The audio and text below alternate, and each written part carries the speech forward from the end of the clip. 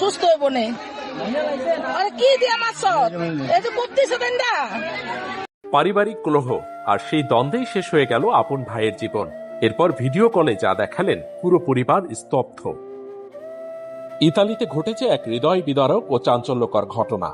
মুন্সিগঞ্জের টঙ্গীবাড়ি উপজেলার পশ্চিম সোনারং গ্রামের দুই ভাইয়ের মধ্যে পারিবারিক বিষয় নিয়ে দীর্ঘদিন ধরে দ্বন্দ্ব চলছিল।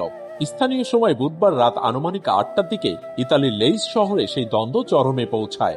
এক পর্যায়ে বড় ভাই হুমায়ুন শেখ উত্তেজিত হয়ে ছোট ভাই নয়ন শেখের উপর ধারালো অস্ত্র দিয়ে এলোপাথারি আঘাত করেন। ঘটনাস্থলেই মৃত্যু হয় ছোট ভাই নয়নের। নিহত ও অভিযুক্ত দুইজনই টঙ্গীবাড়ির দেলোয়ার শেখের ছেলে বলে জানা গেছে। ঘটনার পর অভিযুক্ত বড় ভাই ভিডিও কলে দেশে থাকা পরিবারের সদস্যের সঙ্গে যোগাযোগ করেন। এ সময় তিনি রক্তাক্ত মরদেহ দেখিয়ে নিজেই হত্যার কথা স্বীকার করেন। এই দৃশ্য দেখে পরিবারের সদস্যরা কান্নায় ভেঙে পড়েন এবং পুরো এলাকায় ছড়িয়ে পড়ে চরম শোক ও চাঞ্চল্য। পরে ইতালির স্থানীয় পুলিশ অভিযান চালিয়ে অভিযুক্ত হুমায়ুন শেখকে গ্রেফতার করে। বর্তমানে নিহতের মরদেহ মর্গে রাখা হয়েছে এবং পরবর্তী প্রক্রিয়া চলছে।